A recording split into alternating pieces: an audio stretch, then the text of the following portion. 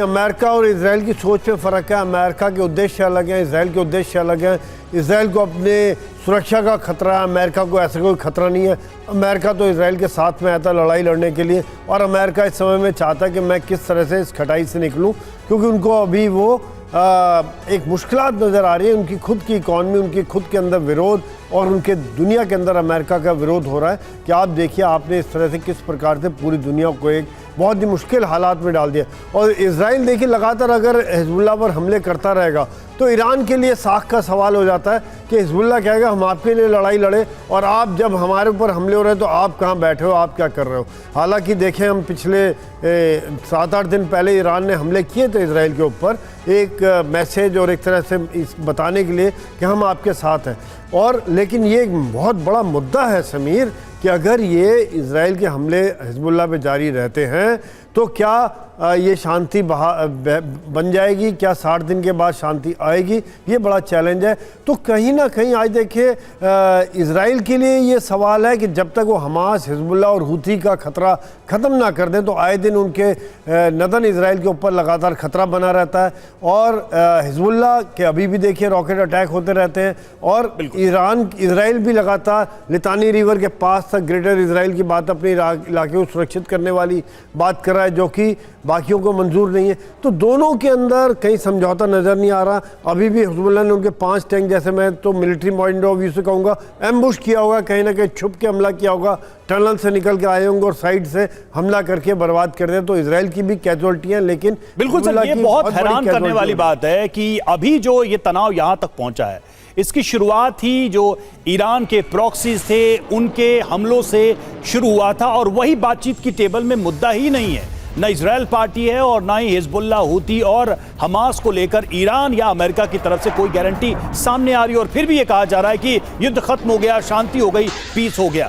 Israel पर भड़के अमेरिकी राष्ट्रपति। एक और खबर आपको बता दें, जेडी वेंस ने कहा बेरूत में निर्दोषों की हत्या मंजूर नहीं, डील पर मुहर लगने वाली है तभी बमबारी क्यों, ये वेंस कह रहे हैं। बेरूत में आम लोगों को निशाना बनाया गया। जेडी वेंस का कड़ा रुख, जिनका हिजबुल्लाह से लेना देना नहीं वो भी मारे जाते हैं।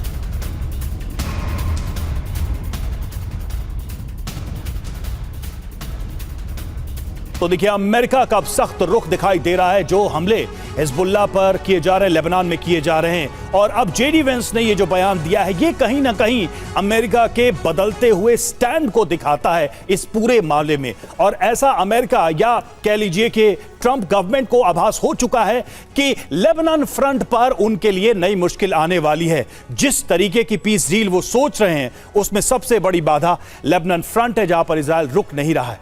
देखिए डील के बाद दोस्ती दुश्मनी में बदल गई। कैसे, क्या हुआ? नेतन्याहू को जेडी वेंस की धमकी सामने आई है। क्या कह रहे हैं वो? इजराइल टकराव की बजाय सहयोग का रास्ता अपनाए। दूसरा ये कि यूएस हथियारों और पैसे से इजराइल की रक्षा की जाती है। ट्रंप को इजराइल का दुश्मन समझना सबसे बड़ी भूल। अगर मैं इजराइल में होता तो अमेरिका से दुश्मनी नहीं करता। ट्रंप के अलावा बेहद कम लोग जिनकी इजराइल से सहानुभूति है। इजराइल आत्मरक्षा करे लेकिन शांति प्रक्रिया का भी सम्मान हो। जब डील पर मुहर लगने वाली थी तभी बेरूत पर हमले हो गए। हमले में वो लोग मारे गए जिनका हिजबुल्लाह से लेना देना नहीं। लेबनान में निर्दोषों की हत्या करना अमेरिका को मंजूर नहीं। उम्मीद है हिजबुल्लाह और इजराइल हमले नहीं करेंगे। वेंस की धमकी के मायने क्या है, इसका अर्थ क्या है? इजराइल ना भूले कि अमेरिकी मदद पर इजराइल का वजूद है। ट्रंप प्रशासन का विरोध करने पर अमेरिका से मदद बंद हो सकती है। इजराइल कोई भी ऐसा कदम ना उठाए जिससे डील संकट में आए। लेबनान पर कोई भी फैसला बिना वॉशिंगटन की मंजूरी के ना हो। तो आप देखिए ये सारी स्थितियां नजर आ रही हैं। और अब बात कुल मिलाकर संदीप त्रिपाठी जी यही है कि अमेरिका फंस चुका है। जिस तरीके से प्रॉक्सीज को लेकर कोई स्टैंड नहीं ले पाया अमेरिका, कोई बात नहीं कर पाया, डील में उसको मेंशन नहीं किया गया ठीक तरीके से, और तब यह उम्मीद की जा रही है कि लेबनान बॉर्डर जो है वो शांत हो जाए। आज अमेरिका निर्दोष लोगों के मारे जाने की बात कर रहा है, लेकिन अमेरिका खुद जब हमले करता है तो क्या इस बात का ध्यान रखता है कि वो हमले कर रहा है तो चाहे वो तेहरान हो, वो चाहे दूसरी जगहों पर हो, वहां पर मासूम लोग मारे नहीं जाते हैं?